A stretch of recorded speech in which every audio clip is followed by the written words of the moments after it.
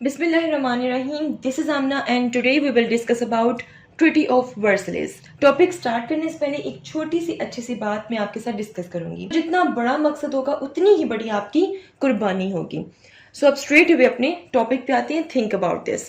Treaty of Versailles basically क्या है? Treaty of वर्सले को आप पीस सेटलमेंट भी कह सकते हैं, क्योंकि वर्ल्ड वॉर 1 ख़त्म होने के बाद ट्रीटी ऑफ वर्सले हुई ताकि दुनिया दोबारा जंग की तरफ ना जा सके. ट्रीटी ऑफ वर्सले को ट्रीटी ऑफ वर्सले क्यों कहते हैं? Because it was signed at the Versailles palace near Paris.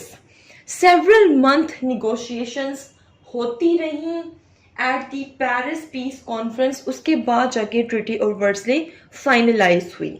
Treaty of Versailles was sign on June 28, 1919 को ये साइन हुई थी. और ट्रीटी ऑफ वर्सले को हार्श ऑन जर्मनी भी क्यों कहते हैं? क्योंकि इसमें बहुत सा बर्डन जर्मनी में डाल दिया गया था. वैसे बहुत से डिसीजंस लिए गए थे इस ट्रीटी में से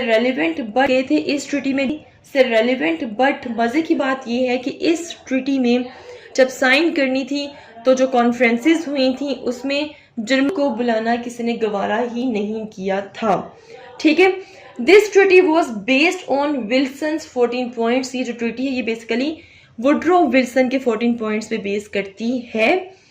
इस ट्रीटी में 3 पावर्स थी, द बिग 3, जिन्होंने पार्टिसिपेट किया और उन्होंने ही सब कुछ मैनेज करके इस ट्रीटी को डिजाइन किया और उसके बाद जर्मनी को जोर जबरदस्ती करके उससे इस ट्रीटी पे साइन करवाए.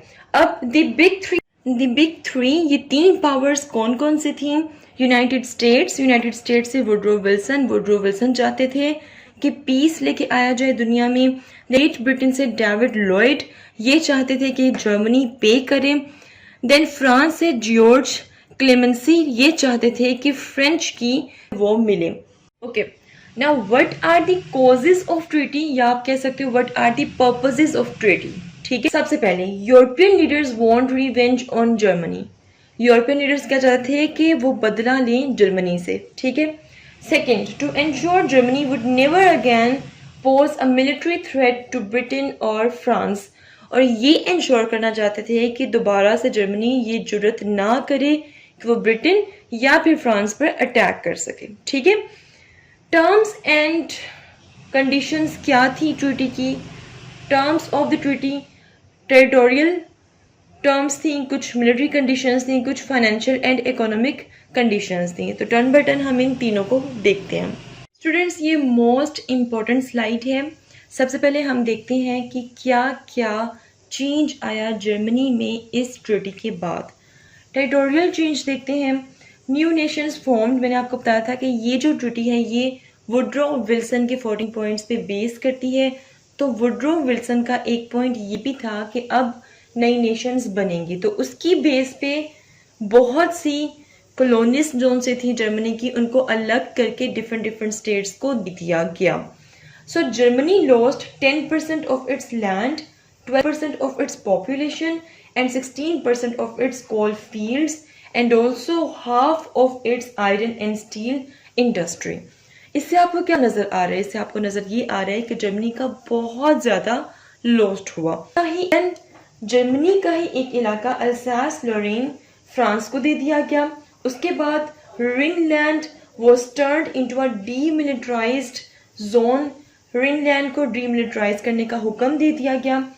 यूपिंग एंड मलमेडी टू बेल्जियम, ये दोनों बेल्जियम को दे दिए गए जो पहले जर्मनी के कब्जे में थे. Then Posen, West Prussia and Upper Silesia Poland को दे दिया गया.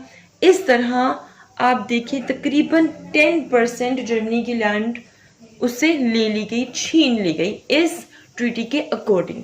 अब देखते हैं मिलिट्री ऑब्जेक्शंस क्या क्या लगी है, मिलिट्री रिस्ट्रिक्शंस कौन कौन से लगी हैं जर्मनी पे. Military reduce it's army and navy. Germany को कहा गया कि भाई आप अपनी आर्मी और नेवी को कम करो. नो एयरफोर्स अलाउड नहीं की गई. Have an army of 1 lakh people. 1 lakh people की आर्मी उसकी नहीं होगी बल्कि उसको कम अपनी आर्मी करनी पड़ेगी. जर्मनी प्रोहिबिटेड फ्रॉम इम्पोर्टिंग और मैन्युफैक्चरिंग वेपन्स. इसके अलावा कुछ दूसरे जो वॉर वेपन्स थे, ठीक है, वो भी जर्मनी को बनाना अलाउड नहीं था, उसको प्रोहिबिटेड, मना कर दिया गया था। नो बैटलशिप्स एंड नो सबमराइन, ठीक है, आपको क्लियर नजर आ रहा है कि जर्मनी के डिफेंस को कमजोर, वीक करने की कोशिश यहाँ पर की जा रही है। देन फाइनेंशियली अगर हम देखें, इकोनॉमिकली देखें, तो यहाँ पे सबसे पहले मैं बात करूँगी रेपरेशन। बहुत ही मैसिव किस्म का फाइन इम्पोज किया गया जर्मनी को कहा गया कि भाई आप लोग पे करोगे $33 billion over 30 years. So this is all about Treaty of Versailles. If you have any question, do write your questions in comment section below and hit the like and subscribe button if you haven't yet. मिलते हैं next hot issue के साथ। Until then मुझे अपनी दुआ में याद रखिएगा। Stay tuned and अल्लाह हाफिज़।